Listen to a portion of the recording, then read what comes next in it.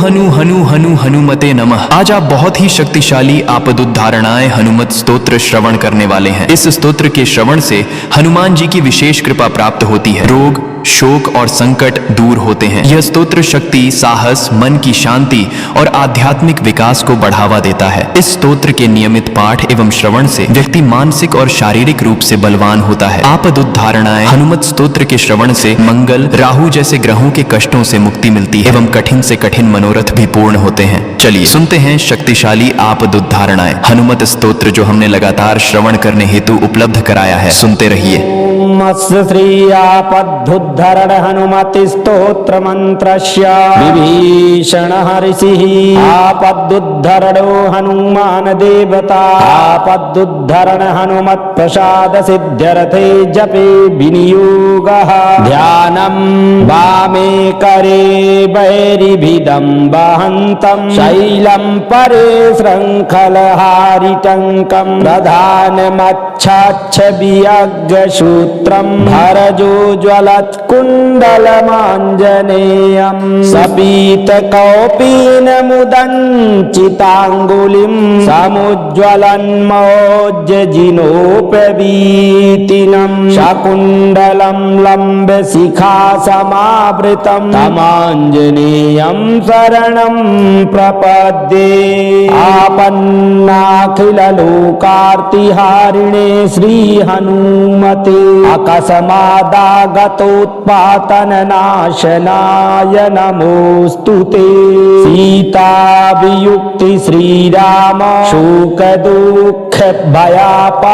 तापत्रयास्य संहारी नाञ्जनेय नमोऽस्तुते।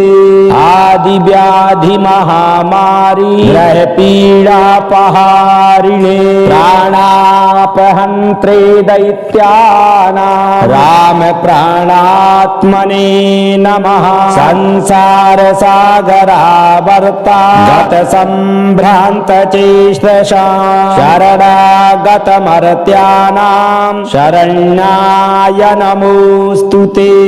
राजद्वारे बिलद्वारे प्रवेशे भूतशङ्कुले गजसिंहमहाव्याघ्रौरभीषणकानने महाभयेऽग्निसंस्थाने शत्रुसङ्गसमाकुले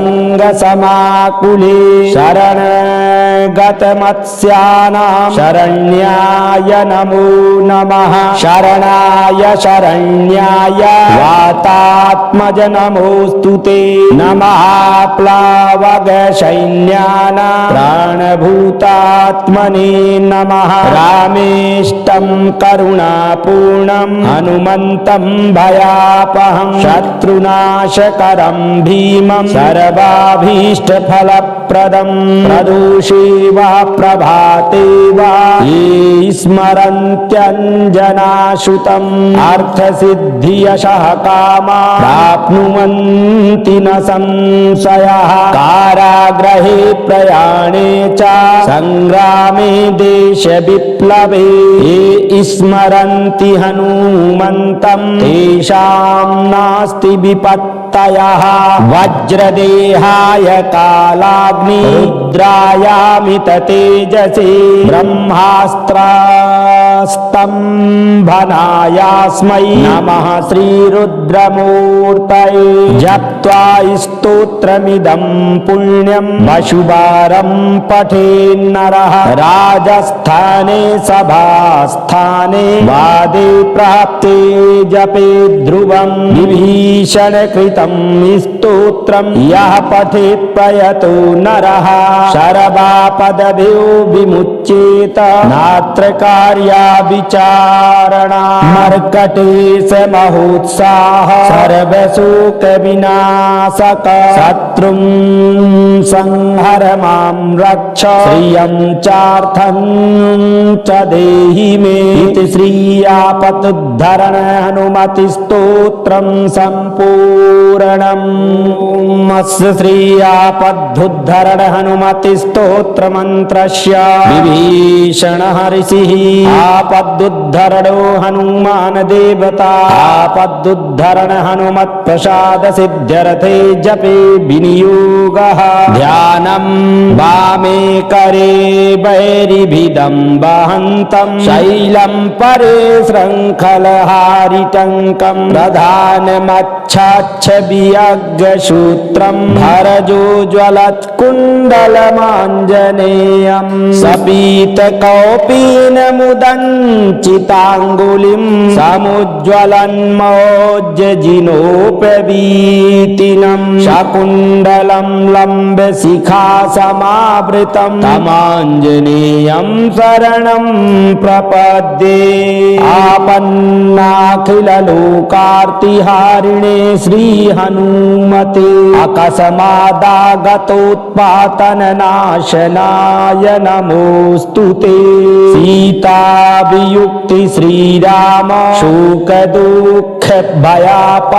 तापत्रयास्य संहारी नाञ्जनेय नमोऽस्तु ते आदिव्याधिमहामारी ग्रहपीडापहारिणे प्राणापहन्त्रे दैत्यानां रामप्राणात्मने नमः संसारसागरावर्ता गतसम्भ्रान्तचेष्टसा शरणागतमर्त्यानां शरण्याय नमोऽस्तु ते राजद्वारे बिलद्वारे प्रवेशे भूतशङ्कुले गजसिंहमहाव्याघ्रौरभीषणकानने महाभयेऽग्निसंस्थाने शत्रुसङ्गसमाकुले शरणगतमत्स्यानां शरण्याय नमो नमः शरणाय शरण्याय वातात्मज नमोऽस्तु ते नमः प्लावगसैन्यानां प्राणभूतात्मने नमः रामेष्टं करुणापूर्णं हनुमन्तं भयापहं शत्रुनाशकरं भीमं सर्वाभीष्टफलप्रदं प्रदोषे वा प्रभाते वा ये स्मरन्त्यञ्जनाश्रुतम् अर्थसिद्धियशः कामा प्राप्नुवन्ति न संशयः कारागृहे प्रयाणे च संग्रामे देशविप्लवे ये स्मरन्ति हनुमन्तं तेषां नास्ति विपत्तयः वज्रदेहाय कालाग्नि रुद्रायामित तेजसे ब्रह्मास्त्रस्तम्भनायास्मै नमः श्रीरुद्रमूर्तये जप्त्वा स्तोत्रमिदं पुण्यं वशुवारं पठेन्नरः राजस्थाने सभास्थाने वादे प्राप्ते जपे ध्रुवं विभीषणकृतं स्तोत्रं यः पठेत् प्रयतो नरः शरवापदभ्यो विमुच्येत नात्र कार्या विचारणा मर्कटेश महोत्साह सर्वशोक विनाशक शत्रुं संहर मां रक्ष श्रियं चार्थं च देहि मे इति श्रीयापदुद्धरण हनुमति स्तोत्रं सम्पूर्णम् अस्य श्रीयापदुद्धरण हनुमति स्तोत्र मंत्रस्य विभीषणः ऋषिः आपदुद्धरणो हनुमान् देवता आपदुद्धरण हनुमत् प्रसाद सिद्ध्यर्थे जपे विनियोगः ध्यानं वामे करे वैरिभिदं वहन्तं शैलं परे शृङ्खलहारिटङ्कं प्रधानमच्छाच्छवियज्ञसूत्रं भरजोज्वलत्कुण्डलमाञ्जनेयं सपीतकौपीनमुदञ्चिताङ्गुलिं समुज्ज्वलन्मोज्जजिनोपवीतिनं शकुण्डलं लम्बशिखासमावृतं तमाञ्जनेयं शरणं प्रपद्ये आपन्नाखिललोकार्तिहारिणे श्रीहनुमते अकस्मादागतोत्पातननाशनाय नमोऽस्तु ते सीताभियुक्ति श्रीराम शोकदुःख भयापः तापत्रयस्य संहारी नाञ्जनेय नमोऽस्तुते आदिव्याधिमहामारी ग्रहपीडापहारिणे प्राणापहन्त्रे दैत्यानां रामप्राणात्मने नमः संसारसागरावर्ता गतसम्भ्रान्तचेष्टसा शरणागतमर्त्यानां शरण्याय नमोऽस्तुते राजद्वारे बिलद्वारे प्रवेशे भूतशङ्कुले गजसिंहमहाव्याघ्रशूरभीषणकानने महाभयेऽग्निसंस्थाने शत्रुसङ्गसमाकुले शरणगतमत्स्यानां शरण्याय नमो नमः शरणाय शरण्याय वातात्मज नमोऽस्तुते नमः प्लावगसैन्यानां प्राणभूतात्मने नमः रामेष्टं करुणापूर्णं हनुमन्तं भयापहं शत्रुनाशकरं भीमं सर्वाभीष्टफलप्रदं प्रदोषे वा प्रभाते वा ये स्मरन्त्यञ्जनाश्रुतम् अर्थसिद्धियशः कामा प्राप्नुवन्ति न संशयः कारागृहे प्रयाणे च संग्रामे देशविप्लवे ये स्मरन्ति हनुमन्तं तेषां नास्ति विपत्तयः वज्रदेहाय कालाग्नि रुद्रायामित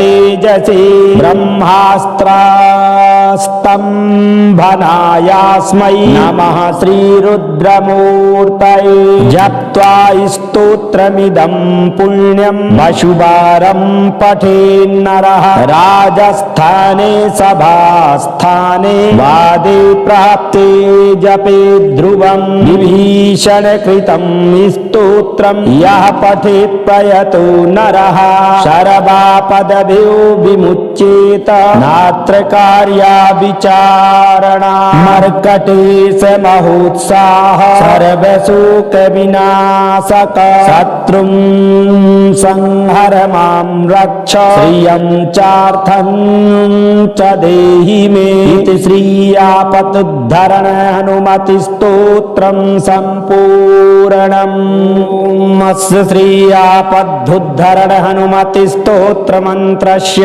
विभीषणः ऋषिः आपदुद्धरणो हनुमान देवता आपदुद्धरण हनुमत् प्रसाद सिद्ध्यर्थे जपे विनियोगः ध्यानं वामे करे वैरिभिदं वहन्तं शैलं परे शृङ्खलहारिटङ्कं प्रधानमच्छाच्छवियज्ञसूत्रं भरजोज्वलत्कुण्डलमाञ्जनेयं सपीतकौपीनमुदञ्चिताङ्गुलिं समुज्ज्वलन्मोज्जजिनोपवीतिनं शकुण्डलं लम्बशिखासमावृतं तमाञ्जनेयं शरणं प्रपद्ये आपन्नाखिललोकार्तिहारिणे श्रीहनुमते अकस्मादागतोत्पातननाशनाय नमोऽस्तुते सीताभियुक्ति श्रीराम शोकदुःखभयापः तापत्रयस्य संहारी नाञ्जनेय नमोऽस्तुते आदिव्याधिमहामारी ग्रहपीडापहारिणे प्राणापहन्त्रे दैत्यानां रामप्राणात्मने नमः संसारसागरावर्ता गतसम्भ्रान्तचेष्टसा शरणागतमर्त्यानां शरण्याय नमोस्तुते। राजद्वारे बिलद्वारे प्रवेशे भूतशङ्कुले गजसिंह महाव्याघ्रौरभीषण कानने महाभयेऽग्निसंस्थाने शत्रुसंग समाकुले शरणगतमत्स्यानां शरण्याय नमो नमः। शरणाय शरण्याय वातात्मज नमोस्तुते। नमः प्लावग सैन्यानां प्राणभूतात्मने नमः। रामेष्टं करुणापूर्णं हनुमन्तं भयापहं शत्रुनाशकरं भीमं सर्वाभीष्टफलप्रदं प्रदोषे वा प्रभाते वा ये स्मरन्त्यञ्जनाश्रुतम् अर्थसिद्धियशः कामा प्राप्नुवन्ति न संशयः। कारागृहे प्रयाणे च संग्रामे देशविप्लवे ये स्मरन्ति हनुमन्तं तेषां नास्ति विपत्तयः। वज्रदेहाय कालाग्नि रुद्रायामित तेजसे ब्रह्मास्त्रस्तम्भनायास्मै नमः श्रीरुद्रमूर्तये। जप्त्वा स्तोत्रमिदं पुण्यं वशुवारं पठेन्नरः राजस्थाने सभास्थाने वादे प्राप्ते जपे ध्रुवं विभीषणकृतं स्तोत्रं यः पठेत् प्रयतो नरः सर्वापदभ्यो विमुच्येत नात्र कार्या विचारणा। मर्कटेश महोत्साह सर्वशोक विनाशक शत्रुं संहर मां रक्ष श्रियं चार्थं च देहि मे इति श्रीयापदुद्धरण हनुमति स्तोत्रं सम्पूर्णम्। अस्य श्रीयापदुद्धरण हनुमति स्तोत्र मंत्रस्य विभीषण ऋषिः आपदुद्धरणो हनुमान देवता। आपदुद्धरण हनुमत् प्रसाद सिद्ध्यर्थे जपे विनियोगः। ध्यानं वामे करे वैरिभिदं वहन्तं शैलं परे शृङ्खलहारिटङ्कं प्रधानमच्छाच्छवियज्ञसूत्रं भरजोज्ज्वलत्कुण्डलमाञ्जनेयं सपीतकौपीनमुदञ्चिताङ्गुलिं समुज्ज्वलन्मौज्जजिनोपवीतिनं शकुण्डलं लम्बशिखासमावृतं तमाञ्जनेयं शरणं प्रपद्ये। आपन्नाखिललोकार्तिहारिणे श्रीहनुमते अकस्मादागतोत्पातननाशनाय नमोस्तुते। सीताभियुक्ति श्रीराम शोकदुःख भयापः तापत्रयास्य संहारी नाञ्जनेय नमोस्तुते। आदिव्याधि महामारी ग्रहपीडापहारिणे प्राणापहन्त्रे दैत्यानां राम प्राणात्मने नमः। संसार सागरावर्ता गतसम्भ्रान्त चेष्टसा शरणागतमर्त्यानां शरण्याय नमोस्तुते। राजद्वारे बिलद्वारे प्रवेशे भूतशङ्कुले गजसिंह महाव्याघ्रौरभीषण कानने महाभयेऽग्निसंस्थाने शत्रुसंग समाकुले शरणगतमत्स्यानां शरण्याय नमो नमः। शरणाय शरण्याय वातात्मज नमोस्तुते। नमः प्लावग सैन्यानां प्राणभूतात्मने नमः। रामेष्टं करुणापूर्णं हनुमन्तं भयापहं शत्रुनाशकरं भीमं सर्वाभीष्टफलप्रदं फलप्रदम् प्रदोषे वा प्रभाते वा ये स्मरन्त्यञ्जनाश्रुतम् अर्थसिद्धियशः कामा प्राप्नुवन्ति न संशयः कारागृहे प्रयाणे च संग्रामे देशविप्लवे ये स्मरन्ति हनुमन्तम् तेषां नास्ति विपत्तयः वज्रदेहाय कालाग्नि रुद्रायामित तेजसे ब्रह्मास्त्रस्तम्भनायास्मै नमः श्रीरुद्रमूर्तये जप्त्वा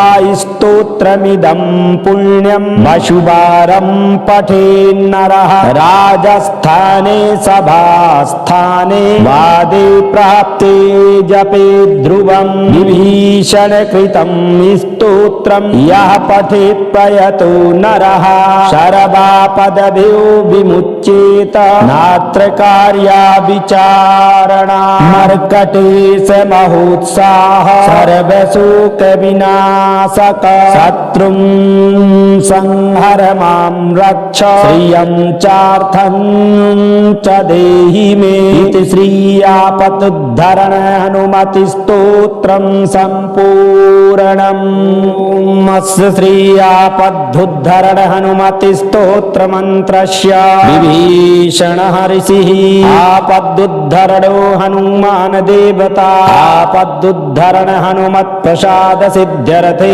जपे विनियोगः ध्यानं वामे करे वैरिभिदं वहन्तं शैलं परे शृङ्खलहारिटङ्कं प्रधानमच्छाच्छवियज्ञसूत्रं भरजोज्वलत्कुण्डलमाञ्जनेयं सपीतकौपीनमुदञ्चिताङ्गुलिं समुज्ज्वलन्मोज्जजिनोपवीतिनं शकुण्डलं लम्बशिखासमावृतं तमाञ्जनेयं शरणं प्रपद्ये आपन्नाखिललोकार्तिहारिणे श्रीहनुमते अकस्मादागतोत्पातननाशनाय नमोऽस्तु ते सीताभियुक्ति श्रीराम शोकदुःखभयापः तापत्रयास्य संहारी नाञ्जनेय नमोऽस्तु ते आदिव्याधिमहामारी ग्रहपीडापहारिणे प्राणापहन्त्रे दैत्यानां राम प्राणात्मने नमः संसारसागरावर्ता गतसम्भ्रान्तचेष्टसा शरणागतमर्त्यानां शरण्याय नमोऽस्तु ते राजद्वारे बिलद्वारे प्रवेशे भूतशङ्कुले गजसिंहमहाव्याघ्रौरभीषणकानने महाभयेऽग्निसंस्थाने शत्रुसङ्गसमाकुले शरणगतमत्स्यानां शरण्याय नमो नमः शरणाय शरण्याय वातात्मज नमोऽस्तु ते नमः प्लावगसैन्यानां प्राणभूतात्मने नमः रामेष्टं करुणापूर्णं हनुमन्तं भयापहं शत्रुनाशकरं भीमं सर्वाभीष्टफलप्रदं प्रदोषे वा प्रभाते वा ये स्मरन्त्यञ्जनाश्रुतम् अर्थसिद्धियशः कामा प्राप्नुवन्ति न संशयः कारागृहे प्रयाणे च संग्रामे देशविप्लवे ये स्मरन्ति हनुमन्तं तेषां नास्ति विपत्तयः वज्रदेहाय कालाग्नि रुद्रायामित तेजसे ब्रह्मास्त्रस्तंभनायास्मै नमः श्रीरुद्रमूर्तये जप्त्वा स्तोत्रमिदं पुण्यं वशुवारं पठेन्नरः राजस्थाने सभास्थाने वादे प्राप्ते जपे ध्रुवं विभीषणकृतं स्तोत्रं यः पठेत् प्रयतो नरः शरवापदभ्यो विमुच्येत नात्र कार्या विचारणा मर्कटेश महोत्साह सर्वशोक विनाशक शत्रुं संहर मां रक्ष श्रियं चार्थं च देहि मे इति श्रीयापदुद्धरण हनुमति स्तोत्रं सम्पूर्णम्।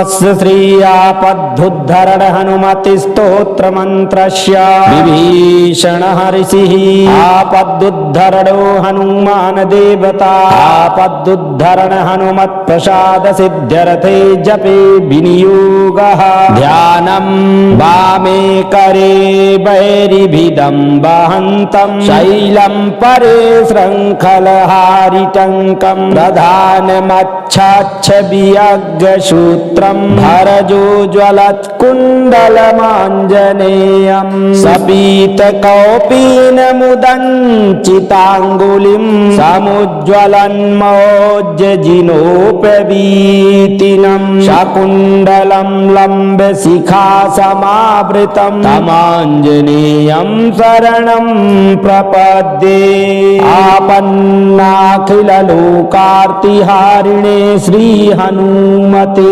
अकस्मादागतोत्पातननाशनाय नमोऽस्तु ते सीताभियुक्ति श्रीराम शोकदुःखभयापः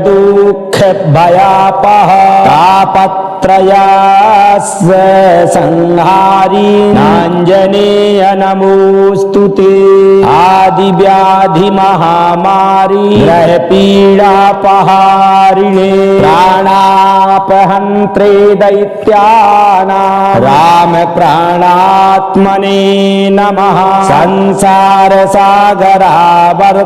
गतसम्भ्रान्तचेष्टसा शरणागतमर्त्यानां शरण्याय नमोऽस्तु ते राजद्वारे बिलद्वारे प्रवेशे भूतशङ्कुले गजसिंह महाव्याघ्रौरभीषण कानने महाभयेऽग्निसंस्थाने शत्रुसङ्गसमाकुले शरणगतमत्स्यानां शरण्याय नमो नमः शरणाय शरण्याय वातात्मज नमोऽस्तु ते नमः प्लावगसैन्यानां प्राणभूतात्मने नमः रामेष्टं करुणापूर्णं हनुमन्तं भयापहं शत्रुनाशकरं भीमं सर्वाभीष्टफलप्रदं प्रदोषे वा प्रभाते वा ये स्मरन्त्यञ्जनाश्रुतम् अर्थसिद्धियशः कामा प्राप्नुवन्ति न संशयः कारागृहे प्रयाणे च संग्रामे देशविप्लवे ये स्मरन्ति हनुमन्तं तेषां नास्ति विपत्तयः वज्रदेहाय कालाग्नि रुद्रायामित तेजसे ब्रह्मास्त्रस्तंभनायास्मै नमः श्रीरुद्रमूर्तये जप्त्वा स्तोत्रमिदं पुण्यं वशुवारं पठेन्नरः राजस्थाने सभास्थाने वादे प्राप्ते जपे ध्रुवं विभीषणकृतं स्तोत्रं यः पठेत् प्रयतो नरः शरवापदभ्यो विमुच्येत नात्र कार्या विचारणा मर्कटेश महोत्साह सर्वशोक विनाशक शत्रुं संहर मां रक्ष श्रियं चार्थं च देहि मे इति श्री आपदुद्धरण हनुमति स्तोत्रं सम्पूर्णम्। अस्य श्री आपदुद्धरण हनुमति स्तोत्र मंत्रस्य विभीषणः ऋषिः आपदुद्धरणो हनुमान देवता आपदुद्धरण हनुमत् प्रसाद सिद्ध्यर्थे जपे विनियोगः ध्यानं वामे करे वैरिभिदं वहन्तं शैलं परे शृङ्खलहारिटङ्कं प्रधानमच्छाच्छवियज्ञसूत्रं भरजोज्ज्वलत्कुण्डलमाञ्जनेयं सपीतकौपीनमुदञ्चिताङ्गुलिं समुज्ज्वलन्मोज्जजिनोपवीतिनं शकुण्डलं लम्बशिखासमावृतं तमाञ्जनेयं शरणं प्रपद्ये आपन्नाखिललोकार्तिहारिणे श्रीहनुमते अकस्मादागतोत्पातननाशनाय नमोऽस्तु ते सीताभियुक्ति श्रीराम शोकदुःखभयापः तापत्रयास्य संहारी नाञ्जनेय नमोऽस्तु ते आदिव्याधिमहामारी ग्रहपीडापहारिणे प्राणापहन्त्रे दैत्यानां राम प्राणात्मने नमः संसारसागरावर्ता गतसम्भ्रान्तचेष्टसा शरणागतमर्त्यानां शरण्याय नमोऽस्तु ते राजद्वारे बिलद्वारे प्रवेशे भूतशङ्कुले गजसिंहमहाव्याघ्रौरभीषणकानने महाभयेऽग्निसंस्थाने शत्रुसङ्गसमाकुले शरणगतमत्स्यानां शरण्याय नमो नमः शरणाय शरण्याय वातात्मज नमोऽस्तु ते नमः प्लावगसैन्यानां प्राणभूतात्मने नमः रामेष्टं करुणापूर्णं हनुमन्तं भयापहं शत्रुनाशकरं भीमं सर्वाभीष्टफलप्रदं प्रदोषे वा प्रभाते वा ये स्मरन्त्यञ्जनाशुतम् अर्थसिद्धियशः कामा प्राप्नुवन्ति न संशयः कारागृहे प्रयाणे च संग्रामे देशविप्लवे ये स्मरन्ति हनुमन्तं तेषां नास्ति विपत्तयः वज्रदेहाय कालाग्नि रुद्रायामित